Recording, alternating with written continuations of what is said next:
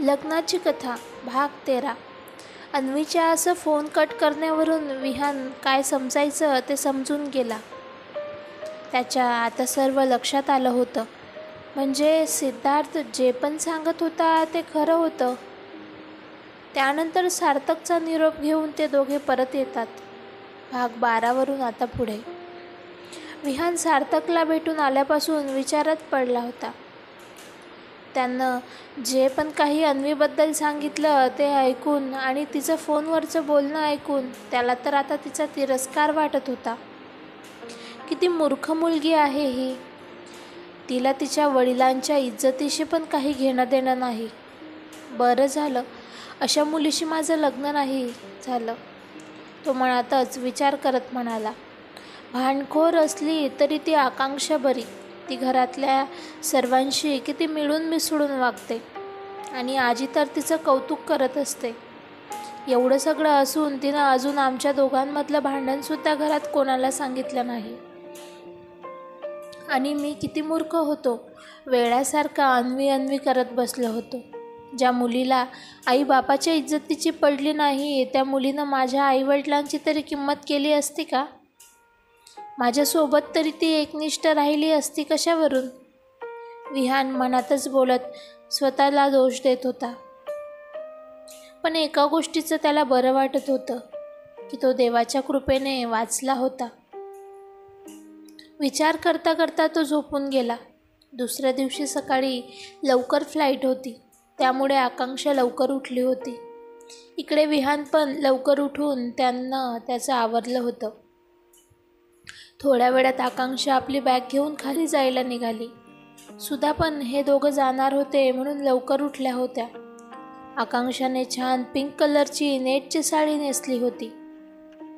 आज तिने केस मोकळेच सोडले होते. हलकासा मेकअप केला होता. ओठांवर पिंक कलरची लिपस्टिक, डोळ्यात काजळ. ती झोपेत असलेल्या तनूला बाय करून बॅग घेऊन जायला निघाली. तनूने पण झोपेतच तिला बाय, एन्जॉय करा म्हणून पुन्हा झोपली. ती जिन्यावरून खाली येतच होती की तितक्यात सुधांची नजर तिच्यावर पडली. आकांक्षा साडीमध्ये खूप सुंदर दिसत होती. त्या पण तिच्याकडे पाहतच राहिल्या.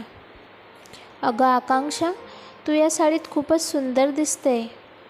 मी खरं तर तुला म्हणणार होते की साडी कशाला नेसलीस, पण तू एवढी सुंदर दिसते की आता वाटतंय बरं झालं तू साडी नेसलीस. तुला एक सांगू का? विहान तुला पाहतच राहील बघ, त्या डोळे मिचकावत म्हणाल्या. तशी ती गोड लाजली. त्याने तिला कानाच्या मागे हळूच काळा तीट लावला. तितक्यात विहान पण त्याचा आवरून बॅग घेऊन खाली आला. त्याची नजर आकांक्षावर पडली आणि खरंच सुधा बोलल्याप्रमाणे विहान तिच्याकडे पाहतच राहिला. तो असं पाहतोय ते पाहून आकांक्षाला कसंच झालं. तिनं लाजून नजर झुकवली. बास अरे विहान, किती लाजवशील तिला? असं तिच्याकडे पाहत राहिलास तर फ्लाईट मिस होईल तुमची. गोव्याला गेल्यावर तिलाच पाहत बस, सुधा त्याची मस्करी करत म्हणाल्या. काय ग आई तू पण, तो लाजत म्हणाला. ड्रायव्हर गाडी काढून तयार होते. आईच्या पाया पडून आईचा निरोप घेऊन दोघे पण जायला निघाले. बाकी सर्वजण तर अजून झोपले होते. ड्रायव्हर त्यांना एअरपोर्टला सोडून परत येणार होता. 1-1.5 तासात ते एअरपोर्टवर पोहोचलेत. अजून दोघे एकमेकांबरोबर एक शब्द पण बोलले नव्हते. विहान मात्र तिला पाहून आज वेगळंच फील करत होता. फ्लाईटला अजून थोडा वेळ होता.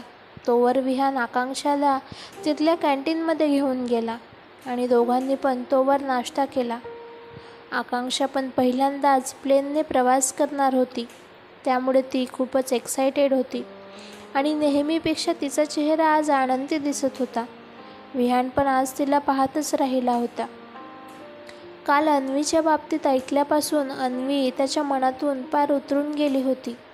थोड्याच वेळात फ्लाईटची अनाऊन्समेंट झाली. त्याने बाकीच्या फॉर्मॅलिटीज पूर्ण करून ते दोघं थोड्याच वेळात प्लेनमध्ये आपल्या सीटवर जाऊन बसले. काही मिनिटातच प्लेन टेक ऑफ करणार होतं. आकांक्षा जरा घाबरली होती. तिनं भीतीपोटी विहानचा हात घट्ट पकडून धरला होता. हे तिच्या लक्षातच आलं नव्हतं, पण विहान मात्र एन्जॉय करत होता. त्याला तिने त्याचा हात पकडलेला आवडलं होतं. प्लेन थोड्याच वेळात टेक ऑफ होईल म्हणून अनाउन्समेंट झाली. सर्वांनी सीट बेल्ट लावले, पण तिला मात्र काही केलं सीट बेल्ट लावताच येत नव्हता. तो मात्र बाजूला बसून तिची गंमत पाहून गालातच हसत होता. बराच वेळ प्रयत्न करूनही तिला काय ते जमतच नव्हतं. त्याने थोडा पुढे होऊन तिचा सीट बेल्ट लावून द्यायला लागला. त्याच्या अशा अचानक एवढ्या जवळ येण्याने तिच्या हृदयाची धडधड वाढली. त्याचे श्वास तिच्या गालावर जाणवत होते. अचानक झालेल्या त्याच्या स्पर्शाने तिच्या शरीरावर रोमांच उभे राहिले. त्याने तिला सीट बेल्ट लावून दिला आणि पटकन बाजूला झाला. दोघांची पण हृदय फुल स्पीडने धडधडत होती. तितक्यात प्लेन टेक ऑफ झालं. तिचा चेहरा तर आनंदाने फुलला होता. तिला कधी स्वप्नात पण वाटलं नव्हतं की तिला कधी प्लेनमध्ये बसायला मिळेल, कारण ती एका सर्वसामान्य कुटुंबातून आलेली मुलगी होती. सर्वसामान्य माणसं प्लेनमध्ये बसायची फक्त स्वप्नच पाहत असतात, आणि त्याला आकांक्षा पण अपवाद नव्हती. तिनं पण कधी प्लेनमध्ये बसायला मिळावं हे स्वप्नात पाहिलं होतं, आणि आज तिचं स्वप्न सत्यात उतरलं होतं. त्यामुळे तिच्या चेहऱ्यावर खूपच एक्साइटमेंट आणि आनंद होता. विहान तर काय, त्याच्या बिझनेसच्या निमित्ताने प्लेनने प्रवास करायचा, त्यामुळे त्याला याचं काही कौतुक वाटत नव्हतं. पण आकांक्षाचा आनंदी चेहरा पाहून तो पण खुश होता. अजून पण तिने त्याचा हात घट्ट पकडून धरला होता, पण आनंदाच्या भरात तिच्या हे लक्षात पण आलं नव्हतं. थोड्या वेळाने ती जरा रिलॅक्स झाली. ती कौतुकाने सर्वत्र नजर फिरवत बाहेर पाहण्याचा प्रयत्न करत होती. ती आता प्लेन प्रवास एन्जॉय करत होती. बऱ्याच वेळाने प्लेनने लँडिंग केलं. दोघे पण आपापल्या बॅगा घेऊन खाली आले. एअरपोर्टमधून बाहेर आल्यावर विहानने कॅब बुक केली. दोघे पण कॅबमध्ये बसून रिसॉर्टवर आलेत. गोव्यातल्या आलिशान रिसॉर्टमध्ये बाबांनी त्यांची राहायची व्यवस्था केली होती.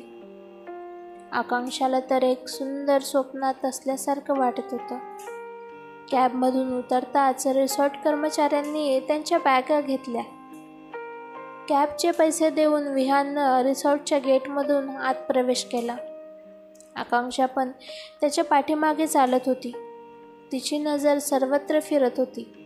सभोवतालच्या उंचच्या उंच नारळाची झाडं आकांक्षा कुतूहलाने पाहत होती.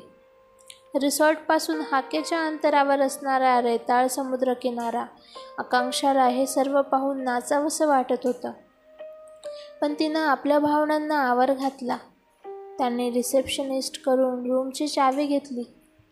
त्यांची रूम वरच्या मजल्यावर होती. दोघे पण रूमच्या दिशेने जायला निघाले. त्याने रूमचा दरवाजा उघडला. रूम पाहून तर आकांक्षा अजूनच खुश झाली होती. सर्व सोयीसुविधांनी सुसज्ज आणि एकदम स्वच्छ बाल्कनीतून समोर दिसणारा स्वच्छ समुद्रकिनारा आणि किनाऱ्यावरून वाहत येणारे वारे त्यांना मनाला स्पर्श करून जात होते. ती अजून पण रूम पाहण्यात गुंग होती. तो मात्र फ्रेश होऊन बाहेर आला होता. तितक्यात वेटर कॉफी घेऊन आला. त्याने एक कॉफी घेतली. आकांक्षाचं इकडे लक्षच नव्हतं. ती मस्त बाल्कनीत उभी राहून गार वारा अंगावर घेत होती. थोडा वेळ वाट पाहून तो म्हणाला, मॅडम, कॉफी थंड होते, फ्रेश होऊन आधी कॉफी घ्या. तो आज पहिल्यांदा तिच्याशी बोलला होता, आणि ती तर अजून पण त्याच्याशी स्वतःहून बोलली नव्हती. त्याच्या अशा बोलण्याने ती भानावर आली, आणि त्याचं असं तिला मॅडम बोलणं तिला कसतरीच वाटलं. ती पटकन आत गेली. आधी कपडे चेंज केले, नंतर फ्रेश होऊन बाहेर आली, आणि कॉफीचा मग घेऊन ती पुन्हा बाल्कनीत एक आराम खुर्ची होती त्यावर जाऊन कॉफीचा आस्वाद घेत आरामात बसली. थोड्या वेळाने विहान पण तिथेच बाजूला येऊन उभा राहिला. तिची कॉफी घेऊन झाली होती. त्यानंतर ती आत येऊन बसली. अजून पण कोणीच कोणाशी बोलत नव्हतं. एकमेकांशी न बोलता कसे यांचे 4 दिवस जाणार होते कोण जाणे. दोघांना पण खरं तर एकमेकांशी बोलायचं होतं, पण सुरुवात कोण करणार आणि कुठून करणार हाच विचार दोघांच्या पण मनात सुरू होता. बघता बघता अंधार पडला. वेटर रूममध्ये जेवण घेऊन आला. आत्ताही दोघांनी एकमेकांशी न बोलताच जेवण केलं. जेवणानंतर तो बाहेर शतपावली करायला गेला. आत्तापर्यंत खुश असणारी आकांक्षा आता मात्र टेन्शनमध्ये होती. तितक्यात तो पुन्हा रूमवर आला. रात्रीचे 10 वाजत आले होते. दिवसभराच्या दगदगीमुळे तिच्या डोळ्यावर झोप आली होती, पण कुठे झोपायचं हा प्रश्न तिला पडला होता. तो पण येऊन बाल्कनीत उभा होता. त्याला पण याच गोष्टीचं चिंता लागली होती, त्यामुळे तो बाल्कनीत आराम खुर्चीत बसला होता. बराच वेळ वाट पाहून तिनं बेडवर आपलं अंग टाकलं आणि थोड्या वेळातच तिची झोप लागली. विहान आत आला तर ती बेडवर ढाराढूर झोपली होती. त्याच्यापुढे एकच प्रश्न होता, तो म्हणजे आता आपण कुठं झोपायचं? कारण बाजूला बिछाना घालायला तिथं चादर वगैरे पण नव्हती. तो बराच वेळ बसून होता. थोड्या वेळाने तो बेडवरच एका बाजूला झोपला. तसा बेड मोठा होता. तिला धक्का लागणार नाही याची खबरदारी घेत तो छोट्याशा जागेत झोपला. पण जागेपणी माणूस अंग चोरून झोपू शकतो, पण एकदा झोप लागल्यावर कोणाला भान असतं? तेव्हा आपण कसं झोपलोय याचं आणि त्याचं पण हेच झालं होतं. तो झोपेत आकांक्षाला बिलकुल झोपला होता. पहाटे अचानक तिला जाग आली. पाहते तर विहान तिच्या अंगावर एक हात टाकून तिला बिलकुल झोपला होता. तिनं धाडकन त्याचा हात बाजूला झटकला आणि रागाने उठली. याला बेडवर झोपायचं होतं तर आधीच मला सांगायचं ना. ती तोंडातच पुटपुटत उठली. तोवर तो पण तिच्या अशा हात झटकण्याने जागा झाला होता.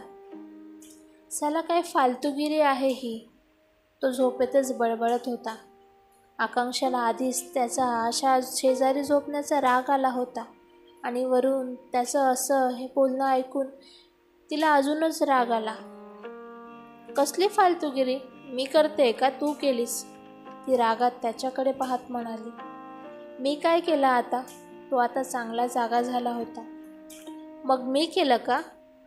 तुला इथं बेडवर झोपायचं होतं तर आधीच सांगायचं ना, मी खाली झोपले असते ना, ती रागात लाल होत म्हणाली. मला काय तुझ्या शेजारी झोपायची हौस आली नव्हती. खाली कशावर झोपणार होतो मी? म्हणजे तू काय येताना बिछाना वगैरे घेऊन आलीस आहे का? तो पण आता चांगलाच चिडला होता. मी असते तर अशीच जमिनीवर झोपले असते. तू झोपशील जमिनीवर, मला नाही जमत. असं पण तुझ्यासारख्या मांजरीला कशाला हवाय बिछाना? विहान म्हणाला. काय काय म्हणालास? मांजर? मी मांजर आणि तू काय बोका होय? असं पण तुला बोका हेच नाव छान सूट करेल, ती बेडवरून उठून आत जात म्हणाली. मग कशाला केलंस बोक्यासोबत लग्न? तू तर म्हणाली होतीस की इथे भेटलास ते भेटलास, पुन्हा या जन्मात भेटू नकोस. मग कशाला ग लग्नाला उभी राहिलीस? विहान तिला खुन्नस देत बोलला. मला जर माहीत असतं ना भोवल्यावर उभा नवरा तू आहेस तर मेली असती, पण तुझ्याशी लग्न केलं नसतं, आकांक्षा म्हणाली. उगाचच बाबांचं ऐकलं आणि हो म्हणाले. आता मला तर त्याचा पश्चातापच होतोय, आकांक्षा म्हणाली. बराच वेळ या गोष्टीवरून दोघांचा वाद सुरू होता. त्यांची मॉर्निंग भांडणानेच झाली होती. थोड्या वेळाने तो वॉशरूममध्ये गेला. साला मला वाटलं ही मांजर सुधारली वाटतं, पण नाही, ती तर जास्तच गुरगुरते. त्याने स्वतःशीच बडबड करत आपली अंघोळ उरकली आणि बाहेर आला. आत्ता कुठे तो लग्न आधीचं भांडण विसरून त्याच्या मनात तिच्याविषयी आपुलकी निर्माण होत होती. पण या भांडणाने पुन्हा थोडं जवळ यायचं विचारात असणारा तो रागावला. त्यानंतर आकांक्षा पण फ्रेश होऊन आली. आकांक्षाने तनूने सांगितल्याप्रमाणे जीन्स टॉप आणला होता, तोच घातला होता. येलो कलरचा नेटचा टॉप आणि ब्लू जीन्स घालून हलकासा मेकअप करून ती बाहेर आली. विहान तिच्याकडे पाहून हरवून गेला. अरे, माझा तर हक्क आहे तिला पाहायचा, तिच्या शेजारी झोपायचा. तो आपल्या मनातच विचार करत होता. खरं तर भांडत असली तरी आकांक्षा त्याला आता आवडायला लागली होती.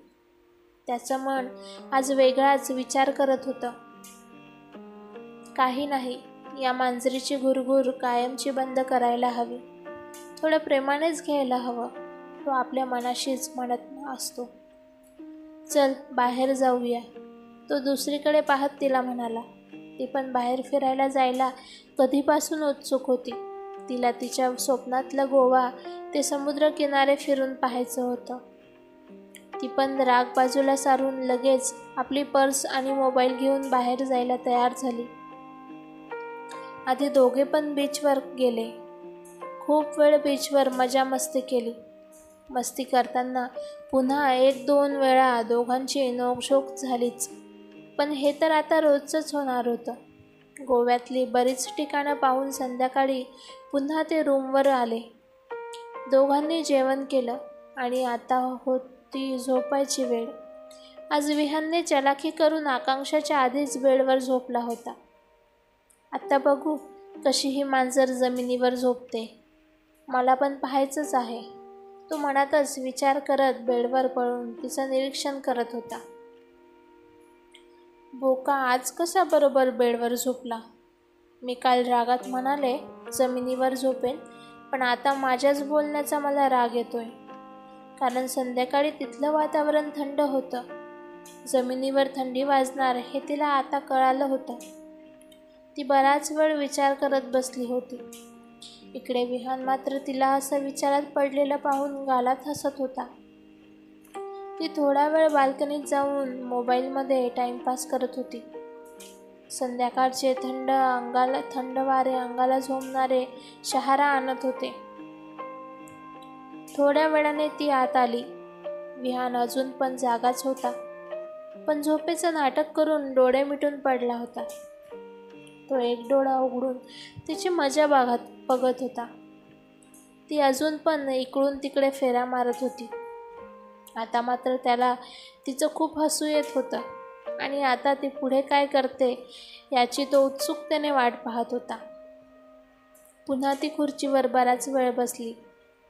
न राहून तो म्हणाला, तुझी काही हरकत नसेल तर तू इथं माझ्या बाजूला झोपू शकतेस. मी काय तुझ्यासारखा लगेच भांडत बसणार नाही. तो आपलं हसू दाबत म्हणाला. तसं तिने डोळे मोठे करून त्याच्याकडे पाहिलं. मला वाटलं हा बोका झोपलाय, म्हणजे एवढ्या वेळ झोपेचं नाटक करत होता तर? ती मनात विचार करत होती. बोक्या तुझ्या शेजारी झोपेन, पण तुझ्या कुठलाच डाव साधू देणार नाही. मनातच म्हणत तिने दोघांच्या मध्ये एक कुशी ठेवत म्हणाली, याच्या अलीकडे तुझा हात किंवा पाय काही चालं ना तर सांगितलं नाही म्हणशील. हे बरं आहे, मेरी बिल्ली मुझसे म्याव. म्हणजे मी तुझ्यावर दया दाखवून इथं झोपायला जागा दिली आणि आता तूच त्यावर अतिक्रमण करतेस काय? तो तिच्याकडे पाहून हसतो. नाटक करू नकोस, तुला सांगितलं आहे ना, एकदा लक्षात ठेव. ती रागाने डोळे मोठे करून म्हणाली. बघू. विहान दुसरीकडे वळून झोपला. बघू म्हणजे? तिने एकावर एक 2 उशा मध्येच ठेवल्या. त्याला तिच्या आशा मध्ये उशा ठेवण्याचं हसू येत होतं. मला काय करायचं आहे, मी थोडाच या उशीला घाबरणार आहे. तिच्या बालिशपणावर हसत तो झोपून जातो. खरं तर त्याच्यावर आईबाबांचे उत्तम संस्कार होते, त्यामुळे हक्काची बायको जवळ झोपली असून सुद्धा त्याने तिच्यावर कसलीही जबरदस्ती करण्याचा प्रयत्न केला नाही. असं एखादा सुसंस्कृत मुलगाच वागू शकतो. आकांक्षाला मात्र बराच वेळ झोप लागत नव्हती. तिला पण आता त्याच्या स्वभावाचे दुवे नव्याने उलगडत होते. बऱ्याच वेळाने उशिरा कधीतरी तिला झोप लागली. आकांक्षा आणि विहानची स्टोरी बघूया पुढील भागामध्ये. तुम्हाला हा भाग कसा वाटला नक्की सांगा आणि आवडला असेल तर चॅनलला सबस्क्राईब करायला विसरू नका. Thanks for watching. Please like, share and subscribe. नवीन व्हिडिओच्या नोटिफिकेशनसाठी बेल आयकॉन दाबायला विसरू नका.